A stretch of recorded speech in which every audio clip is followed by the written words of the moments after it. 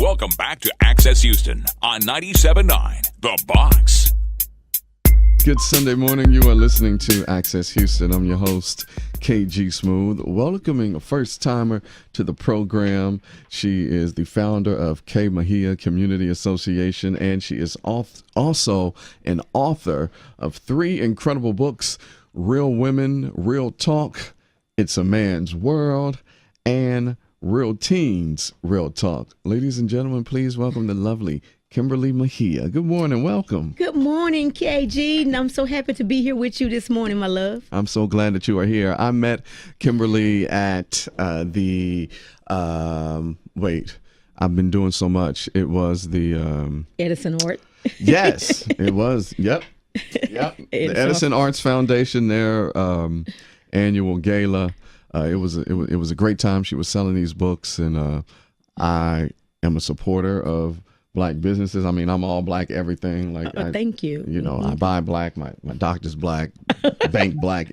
Everything is okay. You know, I got you. I'm us. You know what I'm saying? Right. Supporting the Black dollar. That's right. And so that's important. I had to buy this one of this Queen's books, which I did. I purchased the Real Teen, Real Talk, and I gave it to my niece Nia when I went back home in Ohio. And so I wanted to have her on the program because we were talking and she was telling me her story, and I'm like, this has to be heard. Amen. It has to be heard. So real quickly, tell us about yourself, Kimberly Mejia. Well, mother of 3, which is one is deceased, was my daughter I was telling you about. I have 6 grandchildren, been married for 21 years, and Christian woman who's serving God, just trying to get the message of love out here so, we can get more in tune with self to get things right, Yeah. What started the journey for you to write these 3 books? And which one did you write first? The first book I wrote was Real Woman, Real Talk. Mm-hmm.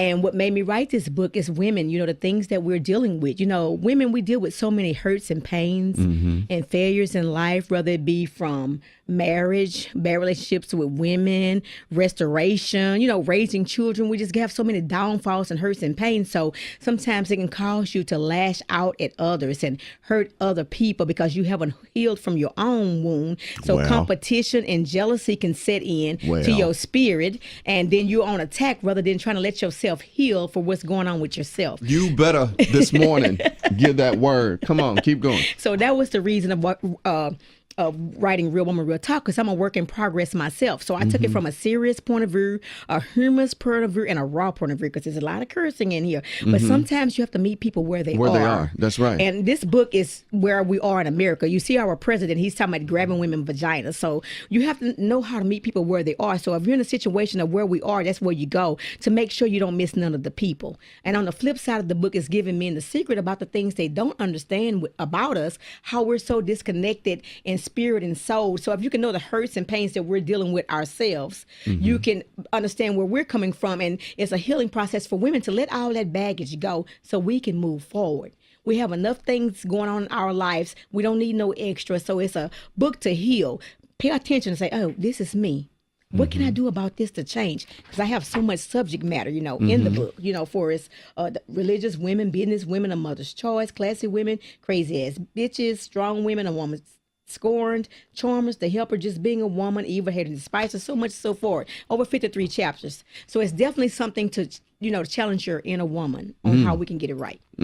I love it. You touched on so much in explaining Real Women, Real Talk. Actually, it was something that we were talking about, off record about tackling things head on and letting things go. I was sharing with Kimberly, the emotions and feelings and the pain that I was going through once I got the word that my father was on his deathbed and my father passed. We buried him last week, and I had a lot of anger. Like I like the last 2 weeks, at least before the funeral or leading up to the funeral, I had a lot of anger pent up inside of me, even though I'm still going around, acting normal and doing everything as I should. But inside, I was pissed. I was so angry. And so when I went home, confronted my dad's side of the family, had a Ayanna fix my life moment, Hallelujah. you know, and I said what I needed to say. Right. And I let all of that anger go, and I'm glad that I got the closure because, Amen. well, there was no way that I was not going to come back to Houston from Ohio and not handle that, because had I not, You would have got the closure you needed. and I would have been a mess. Right. Amen. I probably would have been more angry. I would not have been myself emotionally and Mentally or physically. spiritually. Yeah, Yeah, I would have been me. you. Y'all would have been like, "Where is KG?" So, Right. I love that. you're listening to Access Houston. We're talking to Kimberly Mejia. She is an author. So another book that you wrote is "It's a Man's World." Right. It's a Man's World. It deals with just what you were talking about, because this title sometimes it scare people. They be like, men even say it ain't no man's world. Some say it is, and then you have those who say it's not. And some women like, it's not a man's world. I tell them, don't let the title fool you. It is a man's world when he's in it. So your world is about change, just like the one for the women. This book is about change, finding who you are. I interviewed men to get these answers because, of course, I'm not a man. Although I think I'm the player from the Himalaya, got it all figured out. I'm not a man. I can give you some tips on life because I've been through some things, and I do have that experience under my belt. However, I'm still not a man. So a man can't be a woman, a woman can't be a man. Come on now. So I had to interview those brothers to get those answers that I needed. So I gave them some of the things that women wanted to know, and what about themselves? Are they willing to change to get it right? So I cover topics such as life evaluation. These are the things that you're dealing with in life, like you just explained. The spiritual man, a woman's perspective on marriage. I give a woman's perspective out through the book. Irresponsible man, peaceful man, messy man, the giving man, the abusive man, the ordinary man, the husband, the soul-searching man, the perspective, or from a woman's perspective, a strong man. Just like you were just saying, like you were soul-searching. Your father had, exited your life at an early age, and you needed answers. So you were soul-searching. You were like, I need to know what's going on with me. I need to know something about my foundation, where I came from. But once you were able to get those answers, you got that closure, because you feel like, hey, ain't nothing missing, ain't nothing touched, ain't nothing broken. Come on now. But Absolutely. sometimes we think we have a brokenness that we don't have. So it's all about writing your own story. So I'm trying to encourage people to write your own story, because you can write the end of your story. Your story is not doomed and damnation. You write your story for yourself. And that's what you went to do. You went to get that closure in Ohio. You say you want to end your story. You're not going to let nobody tell your story for you. That's right. You put your own ending. So these books are about, where are you going, finding your ending, getting to your story, changing what's broken in you, and fixing and repairing. And this book is about that. A Man of Change is from a Christian perspective. And the Real Woman Real Talk was more of a brick, because sometimes we got to be hit across the head as women, because we don't like to listen. But with a man, you have to touch him in the heart. We deal with the mind and the heart. We deal with y'all a little differently, because you don't like to express that emotion because of that's because we're taught not to. Right, you're taught not to, but it's okay to cry and to let your woman know that you're hurting and that she needs to hold you like we want to be healed. And that's something I want men to know. It's okay to explain that you're in a low place. It's okay, because they walk around with such this macho look, because that's how you've been taught. That's what we've been taught. Yeah. You can't be letting down a woman. So you a woman. No, it's not about that. At the end of the day, it's about being real. Yeah, I think that's why a lot of black men, just black people, but black men in particular, deal with emotional baggage, because it's always that catch-22. We are taught and raised, don't cry, get over it. You a man, be strong. Real men don't do A, B, C, D, E, F, G. Right. And so we're told that, and we become that. And then when we get into these relationships with women, and they're looking for, love and affection and all of that, and we sometimes, if especially if you're not in touch with yourself, or you didn't have the tools or know how to be affectionate and loving to your woman, right? Then they say to us, "Oh, well, you don't show no feelings. You don't care about me. You ain't, showing this, that, and the third." What I'm like, well, what's it going to be? I mean, you want us to be, hard and macho and stand up and not cry, but yet, we're having problems in this relationship because I'm being exactly what I've been told to be. Society has taught you. What society has taught me, and now you ragging on me because I'm not being emotional. So, right. It's like, which one is it? Now, I'm glad that we're at a point in society where that is being broken. Amen, amen. And people are, especially men and black people, are now going to therapy or at least, just going to a psychiatrist or just talk therapy, just talking to someone about it, because your issues. It is so relieving to talk your issues out. Like, I remember when I was going through all of that stuff, and my first time talking to someone about it and just really, letting the anger that I had inside, like, all out, like, I really felt better afterwards. Amen. Amen. Because I talked about it and I said it out loud. Amen. So when you were interviewing these gentlemen for It's a Man's World, what was one of the shocking revelations or answers that you received that you were like, oh, wow, well, this will change the game? Well, this one was quite profound to me. I might even say it on radio. One man, he went to the VGJ. He was like, well, women just have a hole. They just have a hole that you go in. And I just felt like, oh, my God, what a disconnect from his mother. That's the first thing came to me, that he was so disconnected from women. That let me know he didn't have a connection with his mother, to think of women in such a profound way, to think of them just having a hole. As an object. Yeah, and an object. So I'm like, my God. So, I put that in the book, but I clean it up, what he was saying. But I'm like, how can a man spend his whole life not knowing what a woman really is? Not knowing that she's his soulmate, that she's that queen that God gave, she's his glory. So there's letting you know that in some men's life, there's broken pieces that they need to get together, where somebody has hurt them, where they maybe didn't have the motherly love and the nourishment and the care that you spoke of earlier. Something is detached from him to have that kind of hurt inside of him, because there's a lot of broken people walking around here. And in interviewing some of these men, I was able to find out there's a lot of brokenness. There's a lot of wholeness, but there's much more brokenness. Yeah. So that gave me more insight on what I wanted to express with them. So that's why I took the book to a Christian perspective, because I'm like, my God, these men need spiritual healing. And this is not just black men, it's every race. Just men. Just men, period, because I interviewed every race.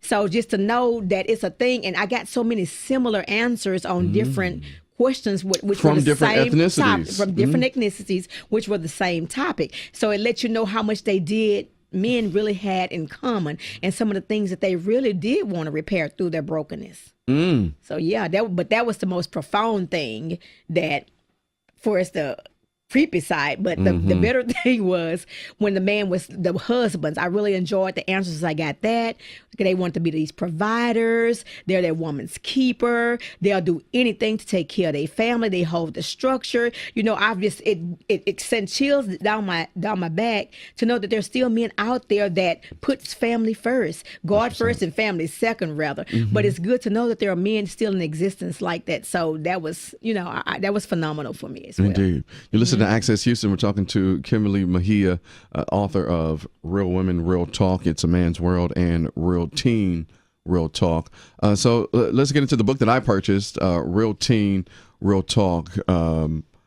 You shared, when I bought the book at the Edison's Art Foundation's gala, you were telling me why you wrote the book, and then you went into the story of your daughter who committed suicide. If you're okay, can you share that story with us? Most definitely. Okay, Real Teen, Real Talk. Also, again, I'll talk about the book, and then I'll go into the story of my daughter. Real Teen, Real Talk. It was because I go to schools and I talk with like elementary and high school.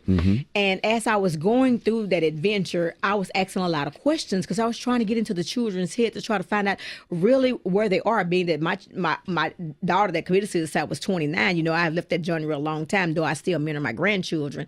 Sure. So I was asking a lot of questions, because I definitely like to know where they are, and I asked my grandchildren a lot of questions. So this book made me come to the realization that we need this. We need more social skills in the school.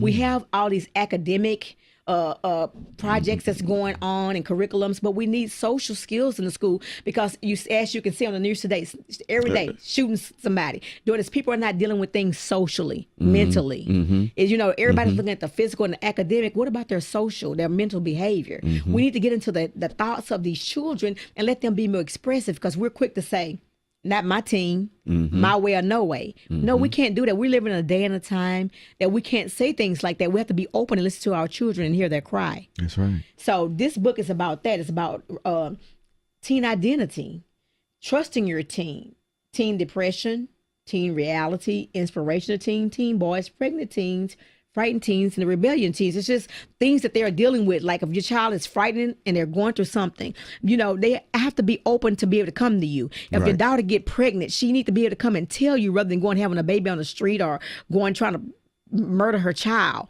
because we're not addressing these issues. We're like, you're gonna put you out if you get pregnant. Yeah, it's always a wagging the finger, and it makes them like this and that. Let people know they're entitled to make a mistake. We don't want you to make one. That's why we talk to you. But if you do, baby, it's okay. I am here, because we're losing our children by I shut you down to everything. Oh, well, you gay. Oh, well, I don't want you. I got that in here. Sexuality, accepting our children's sexuality. Well, of course, we want our children to be with a man if they're a woman, or a woman if they're a man. But in this world we live in, it ain't so. So we have to accept what they are and love them in spite of. So I hit all those, like life in general, teen learning to master their environment, teen obesity, teens in the in crowd. Like I said, not my teens. Teens with too big an agenda, like they just trying to do so much to be impressive, rather just being themselves. And this teen morals, just to live by, have a moral standard, because we're losing our moral standard. The parents need to step back in and give these kids their moral standard and let them know, live by the word of God. Try to instill more of that in them so we can quit losing them and take some of this TV, this fantasy and the internet world. and social media and all of that. That is consuming their brains, and they're seeing so much stuff. And being desensitized. I believe that we all are being desensitized. And we are. Thanks to social media and all of that. Right, so it's crazy. Yeah, you're absolutely right with all of that. And this book came about because, as I was saying, just the things that our teens are going through, and then after that, I had already written a book before my daughter did the suicide. Okay. But it's everything is in the atmosphere. The book really came from the experiences from the schools and how the children were saying how they're afraid to talk to their parents. So I'm like, I need a book on a generational gap, because this is for parent and teen. For the parent to also understand your child, because you walking around here with children that you don't even understand, or probably don't even know. They live in the same household and you don't know. Right, because our generational gap. We're from this old school background, and we done came from struggle. And then when it came here, we done gave our children life on a silver platter, so they don't know struggle. So it's easy for them to die than live. They can go kill themselves like nothing. Wow. Because we done gave them everything. Wow, this is so. What you just said, it kind of it makes me think of the show Blackish, and then there's an episode of Blackish where Dre, Anthony Anderson's character, like realizes that he has been coddling his kids because he's the first generation like to make money, and they live in the suburbs, and the wife is a doctor, and he's this big guy, this advertising firm, and they got money, and their kids are growing up very nice. Right. And so there's an episode where I think he takes his son like to the hood, or the kids to the hood, or where he grew up, and they didn't know how to react or respond. Like his son didn't even know the standard, brother, what's up, nah. Right. And so it made him think like, wow, like I have been sheltering my kids too much, because they are not even getting the real, because I grew up so bad and struggling that I don't want that for my family and my kids growing up. But with that, it brings substance. Yes. It brings substance. Come on now. Yeah. Definitely brings substance. So just to kind of underscore what you were saying about that, it made me think of that. Like, wow, that's Blackish. Right. And that was kind of the struggle with my daughter. She came from, when they were younger, we came up in the hood for a little while, but I got them out of early because I'm like, I got to protect my children. I came up from this, so it's okay for me because hey, I didn't see the poverty, because when you're poor, you don't know that you're poor. I was enjoying that life, but for my children, like you said, I want better for them. So of course I moved them. We moved to the suburbs, but sometimes it's best to stay where you are until you need to make that move, to give them some of that struggle, to make them have the fight that they need. Because sometimes I'll be like, if I would have kept my daughter there to get the fight that she needs, she might have had a stronger backbone. Because when you come up and you got everything on a silver platter, everything given to you, yeah, no struggle. No, you don't have that struggle. This was a child. I'm paying $1,000 a month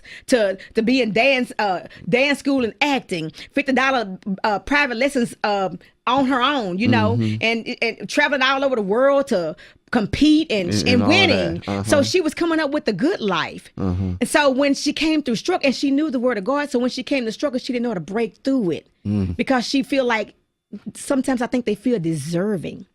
They so deserving of it. And why haven't I got? I'm finding out that a lot of our younger generation up until about 35, 40-ish, they feel like they're deserving of everything and don't want to really work for nothing. But life so is had about a sense of entitlement. Entitlement, yeah. Life is about working hard to get where you need to go. Sometimes it's that, and sometimes it be the burdens of life itself. Life is just too much for them because they haven't came from struggle. So when they get a struggle, like if you can take the goodness from God, why can't you take the problems that He give us? Well, so you got to take the good with the bad. Yes, you got to take the good with the bad. And I'm finding like the children now, they want to find the easy way out. I don't want to live no more. I don't want to fight. So that's what, for our age and the younger generation, we have to fight. Even through our darkness and through our walk, God is He's a light. He's that spot of light, flicker. Ask Him to flicker you. Flicker me, Lord. Relight that candle and make me sparkle. Give me that light again. So we have to just keep moving no matter what we're going through. Like, I done lost my daughter. You done lost your father. You done went to Ohio to get this closure. I'm constantly walking and working for my closure.